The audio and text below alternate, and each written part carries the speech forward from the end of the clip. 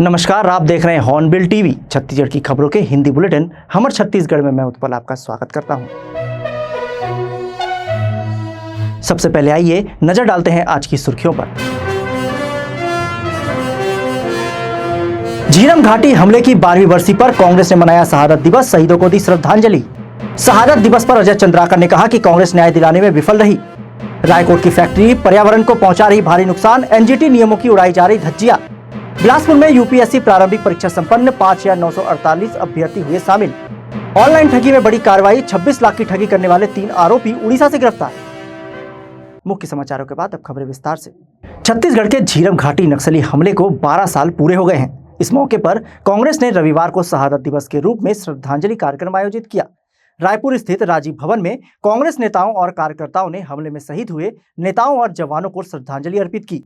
वर्ष 2013 में सुकमा जिले के दरबा घाटी में कांग्रेस नेताओं के काफिले पर नक्सलियों ने घात लगाकर हमला किया था, जिसमें 28 लोगों की जान गई थी। इनमें पूर्व मंत्री महेंद्र कर्मा, कांग्रेस प्रदेश अध्यक्ष नंद कुमार पटेल, उनके सुपुत्र, सीआरपीएफ और पुलिस के जवान तथा अन्य ग्रामीण शामिल थे। वरिष्ठ कांग्रेस नेता विद्याचरण शुक्ल ने भी इलाज के दौरान 11 जून को दम तोड़ा था। श्रद्धांजलि कार्यक्रम में पूर्व मुख्यमंत्री भूपेश बघेल ने कहा कि आज तक झीरम घाटी हमले की असली गुनहगारों को पकड़ा नहीं जा सका है, जो बेहद दुर्भाग्यपूर्ण है। झीरम घाटी के में घटना घटे 12 साल हो गए और इसमें हमने अपने तत्कालीन प्रदेश अध्यक्ष नंद कुमार पटेल जी, बस्तर टाइगर महेंद्र कर्मा जी, केंद्रीय पूर्व मंत्री आदरणीय विद्याचरण शुक्ल जी, उदय मुदलियार जी सहित तमाम हमारे प्रथम पंक्ति के नेताओं को हमने खोया है। आज उनके 12वीं बरसी है। हम लोगों ने, सभी कांग्रेस जनों ने उन्हें श्रद्धा सुमन अर्पित किए हैं। आज तक के उनके हत्यारे पकड़े नहीं गए हैं, जो षड्यंत्रकारी है वो पकड़े नहीं गए हैं। केंद्र में बैठी हुई सरकार लगातार जांच बड़ंगा लगाए। जो झीरम थाने में एफआईआर दर्ज है, जिसमें गणपति, गुरसा उसेंडी, तमाम नक्सली नेताओं के नाम थे, लेकिन एनआईए के फाइनल रिपोर्ट में उसका नाम तक नहीं है।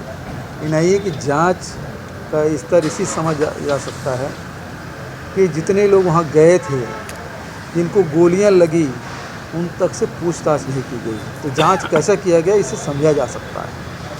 षड्यंत्र का हिस्सा तो छोड़ ही दीजिए। जो गुरसा उसेंडी सरेंडर कर दिया था, जेल में बंद था आंध्र प्रदेश के, एनआईए कोर्ट के आदेश के बाद भी उसे पूछताछ नहीं की गई। ये स्थिति जांच की रही है। प्रधानमंत्री जी धमतरी आए थे 2014 के चुनाव में और उन्होंने कहा था कि 6 महीने के भीतर में सारे अपराधी जेल के भीतर रहेंगे। मुझसे भी सवाल पूछते हैं,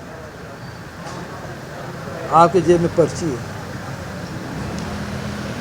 जब हमने भारत सरकार, जब सरकार में थे तो भारत सरकार को चिट्ठी लिखा, गृह मंत्री को चिट्ठी लिखा, एनआईए ऑफिस को चिट्ठी लिखा, भाई आपकी जांच पूरी हो गई, अब हमको दे दीजिए, हम जांच करेंगे। उन्होंने कोई सकारात्मक उत्तर नहीं दिया। राज्य सरकार ने एसआईटी गठन किया। एनआईए हाई कोर्ट चली गई, सुप्रीम कोर्ट गई और सुप्रीम कोर्ट से आदेश मिला एसआईटी गठन करने का, जो जांच है उसको किया जा सकता है। लेकिन तब तक हमारी सरकार चली गई। आज देखें, एक ही विषय में कई एजेंसी जांच कर रही है। भारत सरकार के दोहरा नीति, भारतीय जनता पार्टी दोहरा नीति। आप चाहे कोल स्कीम की बात करें, चाहे लिकर स्कीम की बात करें, चाहे महादेव सट्टा की बात करें, सब में उसी को इनकम टैक्स वाले भी जांच कर रहे हैं, उसी को सीबीआई वाले जांच कर रहे हैं, उसी की ईडी वाले जांच कर रहे हैं, उसी की ओडब्ल्यू वाले जांच कर रहे हैं। लेकिन झीरम के मामले में भारत सरकार एसआईटी गठन करने सुप्रीम कोर्ट तक गई। इससे स्पष्ट हो जाता है कि भारत सरकार, भारतीय जनता पार्टी की नीति और नीयत क्या है। रायपुर में झीरम घाटी हत्याकांड को 12 साल पूरा होने पर कांग्रेस ने इसे शहादत दिवस के रूप में मनाया और शहीद नेताओं को श्रद्धांजलि दी। इस पर राजनीति भी तेज हो गई है। भाजपा के वरिष्ठ विधायक अजय चंद्राकर ने कहा कि कांग्रेस न्याय दिलाने में विफल रही है। उन्होंने कहा कि नक्सल उन्मूलन अभियान से ही अप्राकृतिक न्याय हो रहा है। भूपेश बघेल पर निशाना साधते हुए उन्होंने आरोप लगाया कि वे झीरम मामले पर सिर्फ राजनीति कर रहे हैं। उन्हें न जांच से मतलब है, न ही न्याय से। उस दुखद घटना, दर्दनाक घटना, जो लोग मारे गए थे उनके प्रति मैं श्रद्धांजलि व्यक्त करता हूँ। और छत्तीसगढ़ सरकार तब से लेके अब तक झीरम में जो कर सकती है वो सब किया। और आज भी माननीय Amit Shah ji, union home minister ने यदि 31 मार्च 2026 तक नक्सलवाद के सफाए का संकल्प यदि लिया है तो उसके पीछे धारणा यही है कि जो राजनीतिक नेतृत्व है, राजनीतिक कार्यकर्ता है, लोकतंत्र हैं, वो सुरक्षित रहे। और जब उनका उन्मूलन की बात होगी तो निश्चित रूप से उसमें झीरम के दोषी भी शामिल हैं। और वो जो पीड़ित परिवार हैं, जो हमारे नेता हैं, उनको कांग्रेस तो न्याय दे नहीं सकी। उनके साथ इस नक्सल उन्मूलन अभियान में प्राकृतिक न्याय हो रहा है कि अब कोई देश के राजनीतिक नेतृत्व और कार्यकर्ताओं की ओर से आंख उठाकर देखने वाला आदमी भारत देश में नहीं रहेगा। अमित शाह जी आंतरिक सुरक्षा इतनी मजबूत कर देंगे। लेकिन कांग्रेस का स्टैंड इसमें कुछ अलग है। वो बार बार बोल रही है कि हमने एसआईटी का गठन किया था, या अब ये सरकार क्यों एसआईटी का गठन करके जांच नहीं करना चाह रही है, जांच क्यों नहीं हो रहा है? ऐसा है, भूपेश बघेल जी जब तक राजनीति में है तब तक झीरम कहते रहेंगे। उनको झीरम में न्याय से मतलब नहीं है, झीरम में जांच से मतलब नहीं है। जितने प्रकार की जांच होती है वो सब हो रही है, या चल रही है, या चल रही थी। समझ रहे हैं ना? क्या लगता है भूपेश बघेल जी को उसमें राजनीति करनी, कांग्रेस के पास और मुद्दा नहीं है राजनीति के लिए। जगदलपुर के समीप रायकोट क्षेत्र में संचालित एक फैक्ट्री द्वारा पर्यावरणीय नियमों का खुलेआम उल्लंघन किया जा रहा है। आरटीआई के जवाब में फैक्ट्री प्रबंधन ने दावा किया था कि फ्लाई ऐश राख वेस्ट मटेरियल को कवर्ड वाहनों से बाहर भेजा जा रहा है, लेकिन जमीनी सच्चाई इससे बिल्कुल विपरीत है। जब टीम ने मौके का मुआयना किया तो देखा कि फैक्ट्री के पास से गुजरने वाला प्राकृतिक बरसाती नाला फ्लाई ऐश से पूरी तरह पाट दिया गया है। वहां राख के पहाड़ों जैसे टीले खड़े कर दिए गए हैं। जब संवाददाता ने फैक्ट्री कर्मचारियों से बात करनी चाही तो किसी ने कोई जानकारी नहीं दी, बल्कि अनभिज्ञता जताते हुए कहा कि हमें कुछ नहीं पता, जो करना है कर लो। मीडिया के माध्यम से यह मामला बस्तर कलेक्टर हरीश एस तक पहुंचा, जिन्होंने तत्काल जांच कमेटी गठित कर कार्रवाई के निर्देश दिए हैं। ने अभी हमारे संज्ञान में आपके द्वारा आया है, तो इसको पर्यावरण डिपार्टमेंट और राजस्व टीम के माध्यम से उसको वेरीफाई कर लेंगे। चेक करके फिर दोषी होगा तो फिर उसमें विरुद्ध जो भी लीगल एक्शंस होगा वो पूरा लीगल एक्शंस होगा उसमें। सर, प्राकृतिक नाले को अगर बंद करने का होता है तो उस पर क्या कानूनी कार्रवाई होती है? उसमें भी एनवायरनमेंट डिपार्टमेंट, उनका वाटर पोल्यूशन, वो सभी में एक्टिव का काम करते हैं और कार्रवाई करते हैं। इसलिए वो एनवायरनमेंट डिपार्टमेंट प्लस राजस्व डिपार्टमेंट दोनों जॉइंट एक्शन करेंगे और जॉइंट टीम जाके उसको इंस्पेक्ट करेंगे। इंस्पेक्शन में जितना भी गलती किए हैं वो सभी में तो फिर एक्शन करेंगे। एक सप्ताह बाद भी जब हमारी टीम दोबारा मौके पर पहुंची तो देखा गया कि फ्लाई ऐश पर मिट्टी डालकर समतलीकरण की कोशिश की जा रही है, जिससे अपराध को छुपाया जा सके। लेकिन जिस बरसाती नाले को बंद किया गया था वह अभी भी पूरी तरह फ्लाई ऐश से भरा हुआ है। विशेषज्ञों के अनुसार अगर इस क्षेत्र की ड्रिलिंग की जाए तो 50-60 फीट तक फ्लाई ऐश ही मिलेगा, जो क्षेत्र की उपजाऊ जमीन को पूरी तरह बंजर बना देगा। एक और गंभीर मामला तब सामने आया जब देखा गया कि फैक्ट्री का ट्रैक्टर पास के दूसरे बरसाती नाले पानी में भर रहा है। ड्राइवर ने बताया कि वह सिर्फ फैक्ट्री के निर्देशों पर काम कर रहा है, जबकि फैक्ट्री ने गांव में बोरवेल खुदवाया है।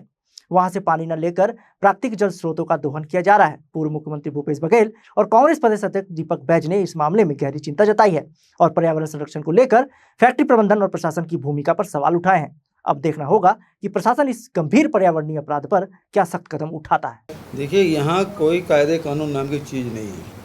आप चांपा जाएंगे चल दीजिए, सड़क के किनारे आपको फ्लाई ऐश मिल जाएगा।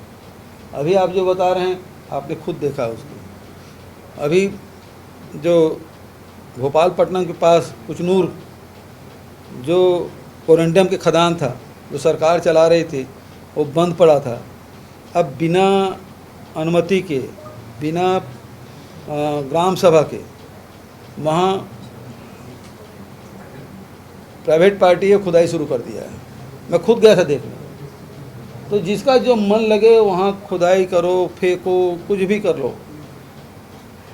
यहाँ शासन नाम की कोई चीज़ नहीं है। अगर ऐसा मामला है तो गंभीर मामला है, क्योंकि बस्तर में वैसी नदी नाले पूरी तरह से लगातार सूखते जा रहे हैं और क्योंकि उसी नाले से पानी बहकर नदियों में जाएगी और उनका संरक्षण करने का जवाबदारी शासन और प्रशासन का है। अगर उस नाले को बंद कर दिया गया, क्या इसमें प्रशासन का अनुमति ली गई, एनओसी ली गई, पर्यावरण विभाग का एनओसी हुआ क्या? अगर नहीं हुआ है तो जिम्मेदारों पर कार्रवाई होनी चाहिए, क्योंकि नदी नाले तालाब को बचाना शासन प्रशासन हमारी भी जवाबदारी है। अगर इस पे कोई अतिक्रमण करता है उस पर कार्रवाई होनी चाहिए। जो सर वो वेस्ट मटेरियल जो इस तरह से डाला गया है कि वो बहकर लोगों के खेतों में जाएगा और वहाँ पे अनाज जहाँ जहाँ पानी पहुँचेगा, बिल्कुल बिल्कुल सवाल ही नहीं सवाल। मैंने कहा कि इसको शासन प्रशासन को जांच करनी चाहिए और ऐसे जिम्मेदारों पर कार्रवाई करनी चाहिए। बिलासपुर में रविवार को देश भर में आयोजित यूपीएससी प्रारंभिक परीक्षा के तहत बिलासपुर जिले से 17 परीक्षा केंद्र बनाए गए थे, जहां कुल 5,948 अभ्यर्थियों ने परीक्षा में भाग लिया। जिला प्रशासन ने परीक्षा में सफल संचालन के लिए व्यापक तैयारियां की थी। गर्मी को ध्यान में रखते हुए सभी केंद्रों पर पीने का पानी, पंखे और विद्युत व्यवस्था की समुचित व्यवस्था की गई थी। साथ ही केंद्रों पर साफ सफाई और शांति व्यवस्था पर भी विशेष ध्यान दिया गया। परीक्षा 2 पालियों में संपन्न हुई। पहली पाली सुबह 9:30 से 11:30 और दूसरी पाली दोपहर 2:30 से 4:30 बजे तक हुई। परीक्षा केंद्रों पर मोबाइल, स्मार्ट वॉच जैसे सभी इलेक्ट्रॉनिक उपकरणों पर पूरी तरह प्रतिबंध रहा। सुरक्षा के लिए केवल पासधारी कर्मचारियों को ही केंद्रों में प्रवेश की अनुमति दी गई। परीक्षा के बाद अभ्यर्थियों को मिलीजुली प्रतिक्रियाएं सामने आई, लेकिन अधिकांश ने व्यवस्था को संतोषजनक बताया। बिलासपुर में एक बार फिर बड़ी ऑनलाइन ठगी का मामला सामने आया है। सकरी क्षेत्र निवासी जॉनसन एक्का से 26,74,000 रुपए की ठगी की गई थी। आरोपियों ने खुद को बैंक अधिकारी बताकर खाता अपडेट करने के नाम पर जॉनसन से बैंकिंग डिटेल और ओटीपी हासिल किया। इसके बाद उसके खाते से लोन लेकर ठगी की गई। पीड़ित ने सकरी थाने में शिकायत दर्ज कराई थी। पुलिस मामले को 936/2024 धारा 318(4) बीएनएस के तहत केस दर्ज कर जांच शुरू की। साइबर सेल और बिलासपुर पुलिस की संयुक्त टीम ने कॉल डिटेल और बैंक खातों की जांच कर उड़ीसा में छापेमारी की और 3 आरोपियों को गिरफ्तार कर बिलासपुर लाया गया। आरोपियों से पूछताछ जारी है और ठगी की रकम की रिकवरी के प्रयास किए जा रहे हैं। मामले में शामिल अन्य आरोपियों की भी तलाश जारी है। सकरी थाना में एक ऑनलाइन ठगी से संबंधित अपराध पंजीबद्ध किया गया था। अपराध क्रमांक 936/24 था। मामले की गंभीरता देखते हुए उसे रेंज थाना में विवेचना के लिए दिया गया था। रेंज थाना में विवेचना की जा रही थी। कल दिनांक 3 आरोपियों को उड़ीसा से गिरफ्तार कर लाया गया है। तीनों आरोपियों को न्यायिक रिमांड में भेजा गया।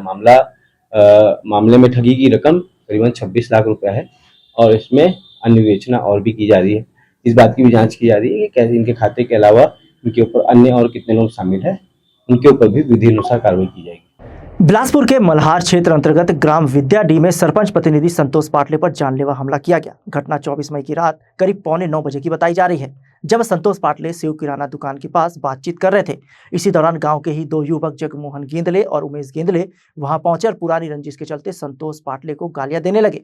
विरोध करने पर दोनों ने मिलकर ईंट और हाथ मुक्के से हमला कर दिया, जिससे संतोष पाटले के सिर और पीठ पर गंभीर चोटें आई। घटना की सूचना मिलते ही पुलिस ने तुरंत कार्रवाई करते हुए आरोपी के खिलाफ भारतीय न्याय संहिता की धारा 115(2), 296, 3(5) और 351(2) के तहत मामला दर्ज कर लिया है। फिलहाल घायल का इलाज जारी है और पुलिस मामले की जांच कर रही है।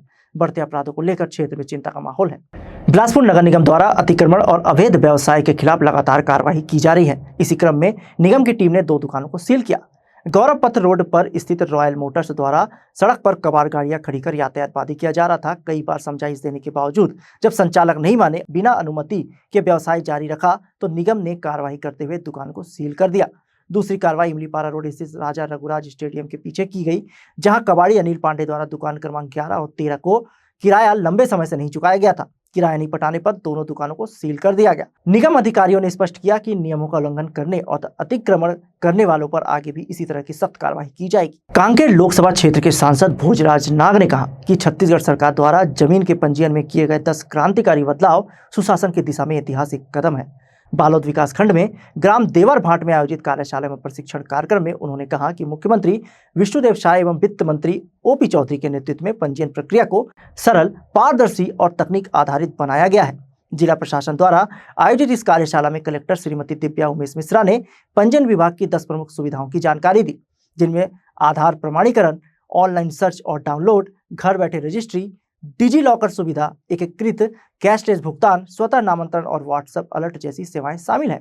इन सुविधाओं से फर्जीवाड़ा रुकेगा और आम जनता को समय व संसाधनों की बचत होगी। कार्यक्रम में जिला पंचायत अध्यक्ष श्रीमती टारनी चंदाकर, नगर पालिका अध्यक्ष श्रीमती प्रतिभा चौधरी सहित अनेक जनप्रतिनिधियों और नागरिकों ने भाग लिया। सभी ने सरकार की इस नवाचार की सराहना की और इसे प्रदेश के विकास की दिशा में महत्वपूर्ण पहल बताया। कार्यशाला के अंत में जिला पंजीयक श्रीमती प्रियंका श्रीरंगे ने आभार व्यक्त किया। 1 मिनट में बातचीत हो जाती है। इसी प्रकार से जो हमारी पुरानी व्यवस्था थी जमीन रजिस्ट्री को लेकर के हो, चाहे हमारी सरकार की अन्य जो योजनाएं हैं उसके संबंध में, लेकिन आज हमारी सरकार डिजिटल माध्यम से बहुत ज़्यादा क्रांतिकारी फैसला इस नए युग में नए माध्यम से ली है। इसके लिए मैं हमारे यशस्वी मुख्यमंत्री माननीय विष्णुदेव साय जी को, हमारे वित्त मंत्री OP चौधरी को बहुत बहुत बधाई देता हूँ, शुभकामनाएं देता हूँ। अभी हमारे वक्ताओं ने कहा कि ज़मीन खरीदी बिक्री में किस प्रकार से जो धांधलियाँ होती हैं, एक ज़मीन को 3 बार 4 बार बेचा जाता है और ज़मीन खरीदने में व्यक्ति के पूरे जीवन की कमाई लग जाती है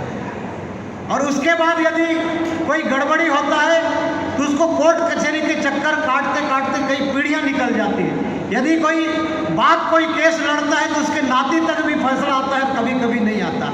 इसलिए हमारी सरकार ने जिस प्रकार से महत्वपूर्ण फैसला लिया है इसका लाभ आम जनता को मिलेगा और जनता के साथ धोखाधड़ी नहीं होगा, फ्रॉड नहीं होगा, 420 नहीं होगा। इसलिए हमारी सरकार ने ये बहुत ही अच्छी महत्वाकांक्षी योजना बनाई है। मैं सभी जनप्रतिनिधिगण से, अधिकारी कर्मचारी से और सभी सम्मानित जन से अनुरोध करना चाहता हूँ कि आप लोगों ने हमारे जो सरकार की रजिस्ट्री के संबंध में जो निर्णय लिया है इसको जन जन तक पहुँचाएँ और आने वाला समय में जनता इसका लाभ ले, घर बैठ करके रजिस्ट्री का फायदा ले सकते हैं। बालोद जिले के गुरूर में पत्रकार कृष्ण गंजीर पर हुए जानलेवा हमले के 11 दिन बाद पुलिस ने अपराधियों को गिरफ्तार कर लिया है। अवैध रेत उत्खनन की छापेमारी के दौरान कंकालीन भेजा गांव में पत्रकार एवं राजस्व टीम पर उग्र तत्वों ने हमला कर दिया था, जिसमें कृष्ण गंजीर गंभीर रूप से घायल हो गए थे। पुलिस अधीक्षक योगेंद्र पटेल के समक्ष पत्रकार प्रतिनिधि फिलिप चाको के नेतृत्व में दबाव बनाए जाने के बाद आरोपियों की गिरफ्तारी सुनिश्चित हो सकी। आज सुबह गुरूर में आरोपियों की परेड निकाली गई जो अम्बेडकर चौक से थाना तक रही। पूर्व पत्रकार विनोद नेताम पर भी इसी क्षेत्र में हमला हुआ था। इन घटनाओं के मद्देनजर पत्रकार सुरक्षा अधिनियम की मांग तेज हो गई है। पत्रकारों ने एकजुट होकर इस कानून को लागू करने की दिशा में संघर्ष तेज करने की बात कही है। नमस्कार साथियों, आपने देखा कि किस प्रकार से हमारे पत्रकार साथी पर हमला हुआ और उसमें हमारे साथी के साथ आज हम कहें कि एक 50% न्याय उन्हें मिल पाया है पुलिस की तरफ से और प्रशासन की तरफ से। और हम प्रशासन से हमारे साथी के लिए यही कहेंगे कि इस प्रकार की घटनाएं आगे अगर हो तो हमारे लोगों को न्याय तुरंत मिले और ऐसे अपराधियों को जो आज पकड़ाए गए हैं वैसे अपराधियों को शरण ना दी जाए। उनको जिस प्रकार से राजनीतिक शरण मिलती है उस प्रकार की राजनीतिक शरण उन्हें ना दी जाए। और साथ में सुरक्षा अधिनियम, पत्रकार सुरक्षा अधिनियम उसे जल्द से जल्द लागू किया जाए, नहीं तो पत्रकारिता खत्म हो जाएगी। मैं ऑनबिल टीवी के लिए साजू चाको, बालोद। जी, यहाँ पर राजनीतिक संरक्षण के चलते महानदी से अवैध रूप से रेत की उत्खनन की जा रही है। मेरे द्वारा लगातार अपने अखबार में लिखता रहा हूँ, जिससे खुन्नस में मेरे कार में आरोपियों के द्वारा 2019 में तोड़फोड़ किया गया था और तब से मुझसे रंजिश रखते हैं। और मैं एक पत्रकार होने के नाते अपनी जिम्मेदारी मानता हूं सत्ता और सरकार के खिलाफ विपक्ष की भूमिका निभाऊं और मैं विगत 32 साल से यह भूमिका निभाते आ रहा हूं। क्योंकि मैं जो लिखता हूं सच्चाई लिखता हूं, जिसे प्रशासन बैकफुट में आ जाता है और मुझे अपना दुश्मन मानता है और मुझे इस दुनिया से उठाने की कई बार प्रयास किया गया है। और उसी सिलसिले में मरकाटोला में 13 मई 2025 को मुझ पर जानलेवा हमला करके मेरा हत्या करने की कोशिश किया गया, जिसमें मेरे हाथ पैर के 4 हड्डी टूटे हुए हैं। और बड़ा मुश्किल से मेरे सौभाग्य है कि मेरे शुभचिंतकों और परमात्मा की कृपा से मैं आज आप लोगों के बीच में जीवित हूँ। आज के अंक में बस इतना ही। छत्तीसगढ़ की ताजा तरीन खबरों के लिए देखते रहिए हॉर्नबिल टीवी।